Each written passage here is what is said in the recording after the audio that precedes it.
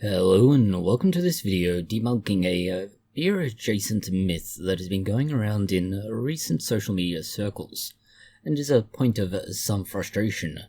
It claims that Australian soldiers in Vietnam used beer as a treatment for various foot rot or foot illness-related diseases, tinea, athlete's foot, trench foot, so on and so forth.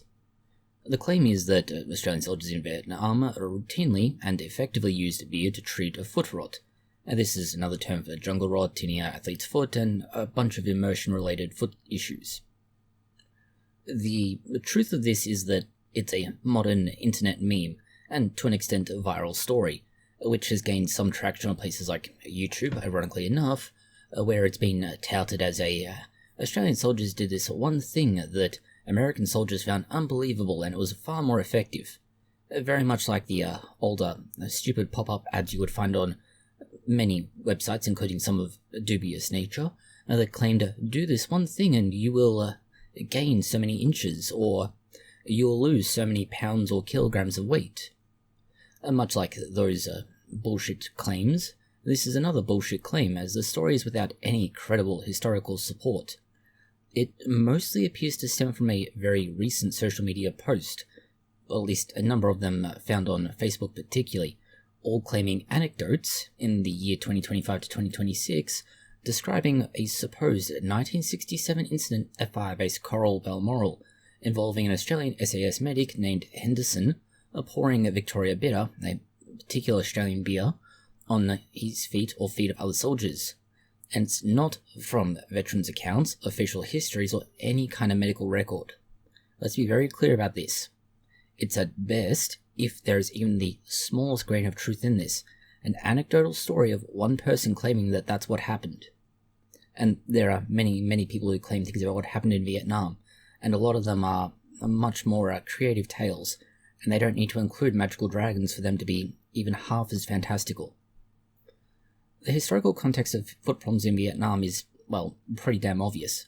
Both Australian soldiers and US soldiers in Vietnam faced severe foot issues due to the hot weather, wet jungle environment, prolonged immersion in water and mud, along with poor conditions for drying their feet out properly, and corrosive boots. That is, boots that hold on to water. The conditions that this led to included things like tinea pedis, athlete's foot, and other dermaphytosis, fungal infections, often caused by things like trichophyton, meningococcitis. We butchered that name, we're sure, and it's here in case you're curious. These were highly inflammatory, itchy, and prone to secondary bacterial infections causing ulcerations. Immersion foot, or paddy foot, sometimes also called jungle rot. This is macerated, wrinkled, and painful skin from constant wetness. It's somewhat distinct from World War I called trench foot, although the two are somewhat similar. In this case, however, it led to cracking, ulcers, and then reduced mobility because, well, your foot is literally breaking underneath you, at least on the outside. That obviously opened the door to sepsis, and then sepsis led to death. Sepsis being a rather nasty way to die, and not quite as nasty as the Americans' favourite of blue on blue fire, but still nasty. These were all major causes, let's say, of lost duty time, attrition, and US data shows that skin diseases were the top outpatient issue, with fungal infections being the most prominent. Similar problems affected Australians, so it's not as though this was entirely a problem, but we can say that it could be thought of as a universal Western, non-Vietnam force problem, but Americans and Australians did have different rates for different reasons. Treatments for this did involve fairly straightforward resolutions. Drying your feet, kind of obvious. Changing socks, again, kind of obvious. A rest, because, well, if you can rest, you can heal. Topical antifungals, there are a number of those that were used at the time, we won't go through all of them. Suffice to say that, obviously, medication. Grisfenol orally, that's essentially an antibiotic. And Castellani solution. These all helped with the secondary infections.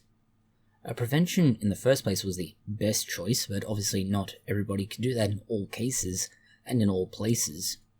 Prevention mostly emphasized foot hygiene and minimizing wet exposure, which in Vietnam is rather hard.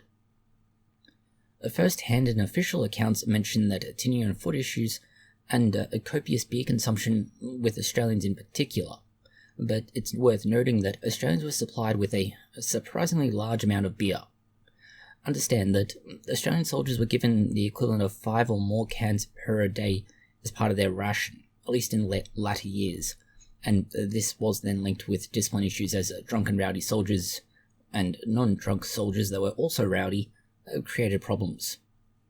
But there's no first-hand or official accounts linking beer as a medical treatment. If we look at some older examples of adaptations from the Vietnam War, particularly in the context of Australian soldiers, the film The Odd Angry Shot, which is based on William Nagel's books, depicts soldiers nursing their tinea, that's essentially just holding their feet and trying to look after it, while drinking beer. But they are seen as separate issues: boredom, mud, rain, and foot problems, along with just sitting there with a beer in one hand and your foot in the other, trying to massage it until it stops hurting. Veteran oral histories describe skin peeling of feet after weeks in rain, Medivac for severe cases, and tinea reinfestation, but nothing about beer soaking or paws over the feet to treat it. No official Australian Army history, medical reports, or widespread veteran memoirs reference beer as a therapy. This is where the viral story lacks primary sources and contradicts documented medical practices. It's not to say that there isn't a grain of truth in it, which is true of most viral stories. There's some truth in there to start it off, and that's how it takes seed, let's say. It's that little seed that grows into something bigger being a great big pile of bullshit.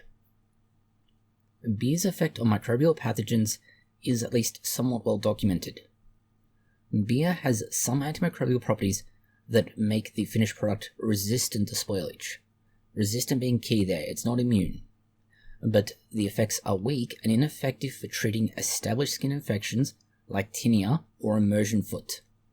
The key reasons it works, or doesn't work to be more accurate, is that it's a relatively low alcohol concentration. There's about 3.5 to 5% ethanol by volume. This is nowhere near enough to be able to treat much of anything with the alcohol content, and even some beers that are up to 10% in strength still aren't strong enough. The low pH is maybe slightly more useful, somewhere between 3.8 and up to 4.7. Not exactly enough to be useful, but maybe enough that it could start sort of taking the edge off any infection, essentially giving your body a slightly better chance of fighting it off. But why waste beer when you could just treat it properly? The hops, and specifically the isoalpha acids, the bittering compounds, the CO2, a low oxygen, and limited nutrients. These all create hurdles, let's say. Small barriers individually, but in total, they're much more of a threat than they are individually. It's still not a great idea, but they do more than nothing at all. And in doing so, they inhibit many bacteria and some yeasts inside the sealed, acidic, alcoholic environment of the can, and not on feet. In terms of bacteria, ethanol can disrupt cell membranes and increase permeability, more so if you combine it with, say, the low pH of the beer itself, and that can, to an extent, inhibit or kill some pathogens. Some E. coli and Salmonella are particularly vulnerable at the concentrations in beer, but only under specific conditions, and the effects are limited and very much temperature dependent. Many bacteria will tolerate or even adapt to the ethanol content and the pH in beer at low levels, so unless you're treating it thoroughly and repeatedly to get rid of everything completely, they will develop resistance. In terms of fungi, hops and ethanol provide some inhibition against certain yeast and molds in brewing, but the dermatophytes, those that infect skin, such as trichophyton species, that cause athlete's foot in this case, are much more resilient, and therefore practically this will do nothing. Even the small amount of ethanol which is applied topically is going to do nothing. The best you can hope is that actual proper strength alcohol, mostly isopropyl or rubbing alcohol, between 60 and 90% is going to help dry the skin and kill surface microbes. But 4 to 5% ethanol? No, that's just not going to do anything. Nor is the higher end 10% ethanol in the stronger beers. Studies and medical sources note that alcohol at beer strength is inadequate for fungal eradication on skin, and in some cases, if you have macerated tissues, it can make it worse by not drying effectively or providing a moist medium for the fungi and pathogens to grow. In practice, pouring or soaking in beer might offer a minor drying and possibly antiseptic effects from alcohol and acidity, essentially not much better than using diluted alcohol of any other kind or even vinegar, and it might give you some placebo or morale benefits. Then again, the morale benefits of just drinking the beer would probably be greater. However, it's not a reliable antifungal or treatment for deep macerated infections. The standard care just is a much better choice. Dry your feet properly, use proper antifungals, and make sure you look after your feet by changing socks and drying boots out between use. It's a vastly superior choice to using beer. Claims of superior results versus the United States Army antibiotics are, well, frankly unsubstantiated, and demonstrably exaggerated because, well, this doesn't work, whereas antibiotics and antifungals do. In summary, it's a fun-sounding myth, and again, it's based on a kernel of truth that grows into something other than what it is, and it exaggerates soldiers' beer rations and beer's very mild preservative qualities into a bogus folk medicine tale. Real management relies on hygiene, rest, and pharmaceuticals, and more so in a challenging environment like the Vietnam War. The viral posts are basically recent fabrications and tales, and not history, and we're still not clear as to why they're being spread the way they are. But that's, well, for future history to figure out, if this ever goes much further than just being a minor seasonal irritation. Thank you for watching this video.